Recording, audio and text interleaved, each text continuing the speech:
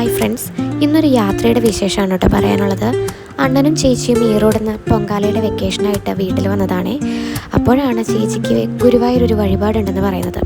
എന്നാൽ പിന്നെ ഗുരുവായൂർ അമ്പലത്തിൽ പോകാമെന്ന് കരുതി എല്ലാവരും രാവിലെ തന്നെ തൊഴാനായിട്ട് ഇറങ്ങി. പോകുന്ന വഴിക്ക് വീട്ടിൽ നിന്നൊന്നും കഴിക്കാതെ ഇറങ്ങിയത് കൊണ്ട് തന്നെ നല്ല വിശപ്പുണ്ടായിരുന്നു. അങ്ങനെ പിഷാരഡീസ് റെസ്റ്റോറൻറ്റിലാണ് ഞങ്ങളെല്ലാവരും ബ്രേക്ക്ഫാസ്റ്റ് കഴിക്കാനായി കയറിയത്. എല്ലാവരും നെയ് റോസ്റ്റ് ഓർഡർ ചെയ്തപ്പോൾ ഞാൻ മസാല ദോശയാണ് ഓർഡർ ചെയ്തത്. നല്ല വിശപ്പുണ്ടായിരുന്നത് കൊണ്ടാണോ എന്നറിയില്ല, എല്ലാം നല്ല ടേസ്റ്റ് ഉണ്ടായിരുന്നു.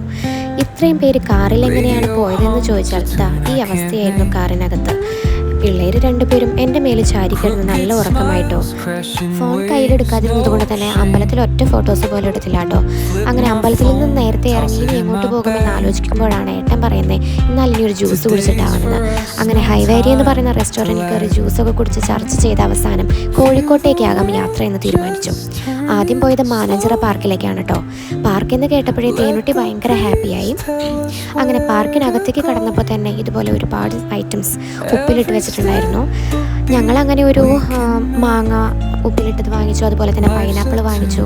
എനിക്ക് ഏറ്റവും ഫേവറേറ്റ് പൈനാപ്പിൾ ഉപ്പിലിട്ടതാണ് കേട്ടോ. അങ്ങനെ തേനൂട്ടി ടോയ്സും റൈഡ്സും ഒക്കെ അന്വേഷിച്ച് പാർക്ക് മുഴുവൻ ഓടി നടക്കുകയാണേ. അത് കഴിഞ്ഞ് തിരിച്ചുള്ള വരുമ്പോഴുള്ള മുഖമാണ് കാണുന്നത്.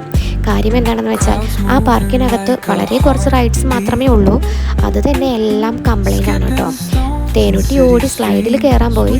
സ്ലൈഡ് നോക്കിയപ്പോൾ ഞാൻ പറഞ്ഞു വേണ്ടാന്ന്. കാരണം ഇഴുകി വരുമ്പോൾ ബാക്ക് ഇടിച്ച് ചതയാൻ ചാൻസ് ഉള്ളത് കൊണ്ട് ഞാൻ സ്ലൈഡിൽ കയറാൻ സമ്മതിച്ചില്ല. അവിടെ ഞാൻ കണ്ട ഒരു അങ്കിളാണ് കേട്ടോ അത്. ആ അങ്കിൾ ഒറ്റയ്ക്ക് പാട്ട് വെച്ച് ആ പാട്ട് ഉറക്കെ പാടി തന്നെ ഇരുന്ന് എൻജോയ് ചെയ്യുന്ന ഒരു മനുഷ്യൻ. ഞങ്ങൾ നേരെ നടന്നത് എസ് സ്ട്രീറ്റിലേക്കാണ്.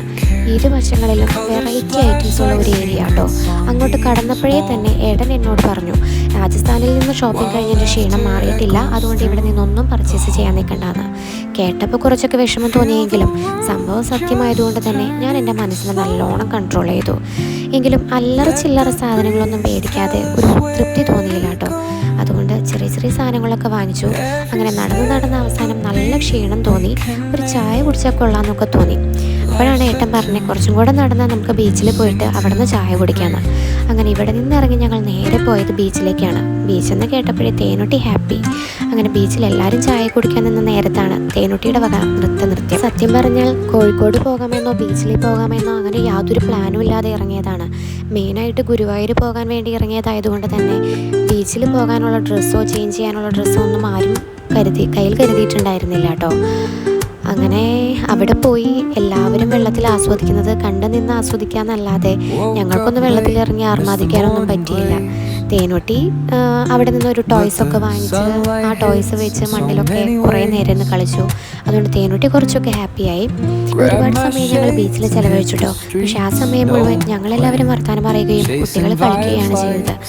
അവർക്ക് വെള്ളത്തിലിറങ്ങി കളിക്കാനുള്ള ഒരു ആഗ്രഹം ഉള്ളത് കൊണ്ട് തന്നെ ഏട്ടൻ അവരെ രണ്ടുപേരെയും പിടിച്ച് വെള്ളത്തിലിറങ്ങി കുറച്ച് നേരം കളിച്ചുട്ടോ.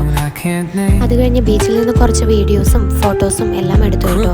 അങ്ങനെ തിരിച്ചിറങ്ങാൻ നേരം മോളുടെ കളിക്കുന്ന ബക്കറ്റിൽ കുറച്ച് മണലും വാരി ഞാനിങ്ങനെ എടുത്തു.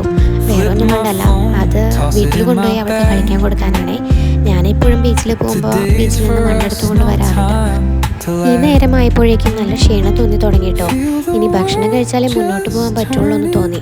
അങ്ങനെ റെസ്റ്റോറൻറ്റ് അന്വേഷിച്ച് നടന്ന് ഞങ്ങൾ എത്തിയത് ഒരു തക്കാരം എന്ന് പറയുന്ന ഒരു റെസ്റ്റോറൻറ്റിലേക്കായിരുന്നേ. അവിടെ ചെന്ന് ഇഷ്ടമുള്ളതെല്ലാം ഓർഡർ കൊടുത്ത് ഇങ്ങനെ വെയിറ്റ് ചെയ്യുമ്പോൾ വേഗം ഒന്ന് ഫുഡ് വരണേന്ന് മാത്രമേ മനസ്സിൽ വിചാരിച്ചിരുന്നുള്ളൂ. പക്ഷെ ഒരുപാട് നേരമൊന്നും കാത്തു നിൽക്കേണ്ടി വന്നില്ല കേട്ടോ. വേഗം തന്നെ ഫുഡ് കിട്ടി. അങ്ങനെ ഞാൻ മറ്റാരെയും നോക്കാൻ നിന്നില്ല. ഫുഡ് വന്നതും ഞാനെടുത്ത് കഴിക്കൽ തുടങ്ങി. ഇതൊക്കെയാണ് ഞങ്ങൾ ഓർഡർ ചെയ്ത ഫുഡ്. അങ്ങനെ ഒരുവിധം വയറ് നിറഞ്ഞു കഴിഞ്ഞപ്പോൾ ഇന്നത്തെ ദിവസത്തിനോടും കോഴിക്കോടിനോടും യാത്ര പറഞ്ഞ് തിരിച്ച് വീട്ടിലേക്ക്. വീഡിയോസ് ഇഷ്ടമായാൽ ഒന്ന് ലൈക്ക് ചെയ്യണേ.